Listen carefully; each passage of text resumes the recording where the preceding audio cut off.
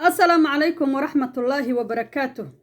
وأنا ورسن شيخ محمد أجنال كداوان إسانا وسيروق شيخ جونال ويدي سلامي دمانتين أصحابتي إذا قروح بدن شرفت بدن عزي إيا شرف إيو نبض إيا كرامة إيو قلنا العادة دمان ويدين سلامي يا دمانتين قولي وقبل ما أن دمان بإذن الله الرحمن قاسة بهذا الرير يوتيوب لي ميلك استاد الدونك كجوكتان وحايدين ليها عافيمات الله الرحمن كاه دمانتين هاي نصيو waxaan halkan ku soo gudbin doonaa program qurux badan oo ila soo wadaagay wiil walaalkeeya oo ma sha Allah tabarakallah oo jacayl runtii jacaylku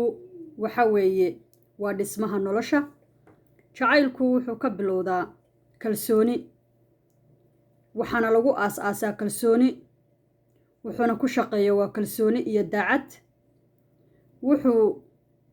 maxaan ku dhadaa dhidibadiisa ay taagmaan markay labada qof daacad isu yihiin runtii qiso jacayl oo qurux badan intay ka bilaabatay intayse ku dhammaan doontaa insha allahu biidni illaahi araxmaan wixii allaha raxmaanka iga garansiiyo iyo wixii walaalkay ila soo wadaagay intaba waa idinla wadaagayaa haddii rabbi u raalli ka noqdo subscribe-ka waa xaggiina share-ka iyo commentiga iyo like-ga waa xaggiina wax sheegana waa anigoo sayruuq sheekha waxaan idin leeyahay soo dhawaada dalkana Soomaaliya markuu qaxa soo dhacay waxaa jirtay dhalinyaro yaryar oo badan oo runtii aad isu jeclaa oo markaa ku haminayay waqtiga ay iskuulkooda dhamaystaan inay isguursadaan ama ay meel wada degaan ama dad nafta wadaaga ay noqdaan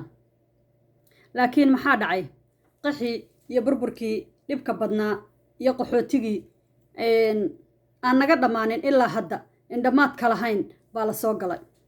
nin walbaba waa soo cararay wuxuuna u soo cararay meel alla meeshii markaa u dhoweyd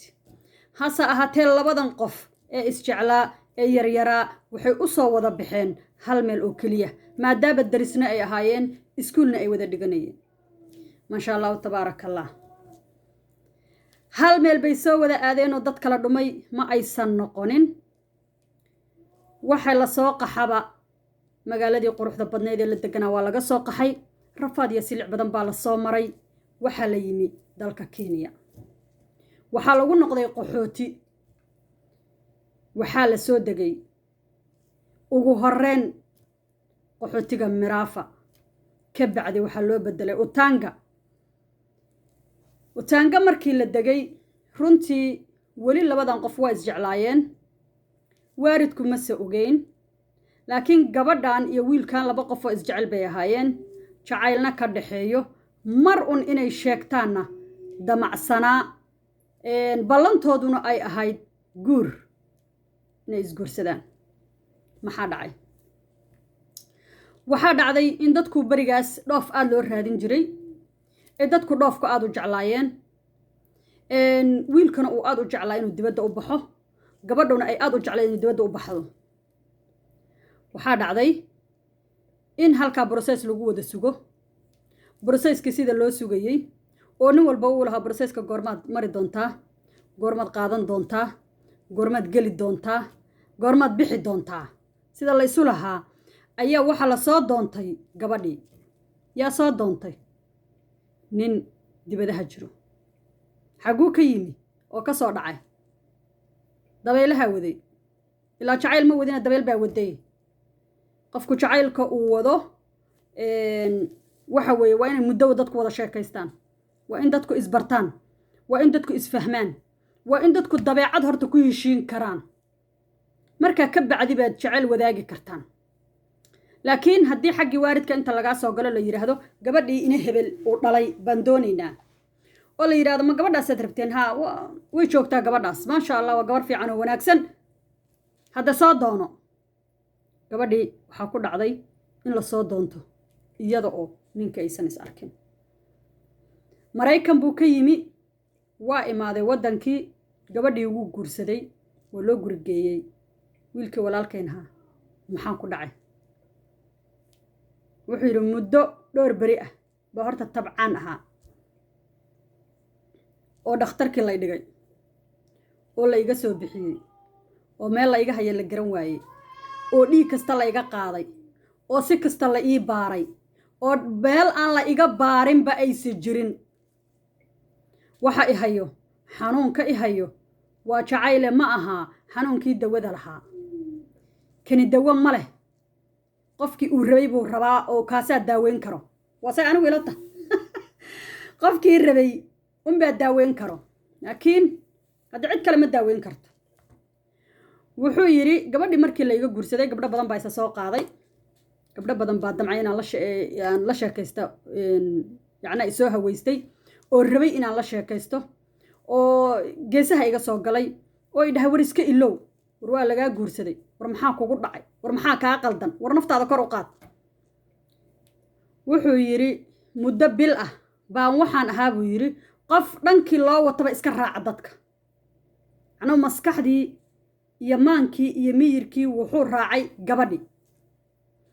gabadhii ninkii waa loo gurigeeyey hotel buu la degay dhowr bilood buu la deganaa waa ka tegey xawu ku noqday halkuu ka yimi ayuu ku noqday aawa gabadhii xaggee joogtaa meeshii qaxootigii laga soo wad Mombasa la keen Mombasa ku aqal gashay gabadhii halkaasay maxaan ku idhahdaaye degtay hotel baa lala degay hotelkii bilooyinkii dhammaade ninkii laabay xawu ku laabtay waa meeshiisii uu ka yimi uu ku laabtay kadib maxaa dhacay kadib waxaa dhacay gabadhii inay uur yeelatay oo uur uu ku soo baxay oo wiil ay dhashay ninkii dhammaa ee wiilka loo dhalay ee gabadhii uurka u yeelatay wuxuu soo hadlay 3 bilood intay uurka lahayd 3 bilood bishii afraad gabadhii hadalka waa ka goostay bishii shanaad ninkii lama bahaynba waxa bishii lixaad warkiisa badaa bishii toddobaad ehelkiisa iyo baadigoob baa la galay war ninkii hebel ahaa war ninkii saa ahaa war ina hebel ahaa war qabiil fulaan ahaa war hala raadiyo ninkii halkii baadigoob loo raadiyey halkii baa ninka laga doona waxaa la yidhi caaqiba meeshaa ma jirto gabadhiinana cid u soo socota ma leh gabadhii dhashay wiil bay dhashay wiilkiina weli waa joogaa anigu markaa iyada ah wiilka iiga sheekaynaya runtii waxa weeye laabtaydaas waxaad u malaysaa in biyo qabow lagu daadiyo aniga dhan baa baraf noqday koos jacaylku waa wax daran waana xanuun badan yahay qofka markuu maro ayuuna garan karaa wax ka sheegi karaa waxaa laga yaabaa inaad muddo suuxsanaato waxaad u suuxsantahay inaad garanayn waxaa laga yaabaa muddo inaad xanuunsantahay waxaad xanuunsantahay inaad garanayn ma aha jacaylku wax ciyaar galo ma aha jacaylku wax lagu kaftamo ama siduu doonaba uu dadka u isticmaalo ma aha gabadhii ayada ahayd iyo wiilkii iyo wixii dhacay iyo wixii ka dambeeyey iyo gabadhii say ku dhashay iyo siday ninkii iyo marxaladdii ay kala mareen haddii uu rabbi raalli ka noqdo xalqadda dambaan ku sheegi doonaa ilaahay idankiis biidni illaahi araxmaan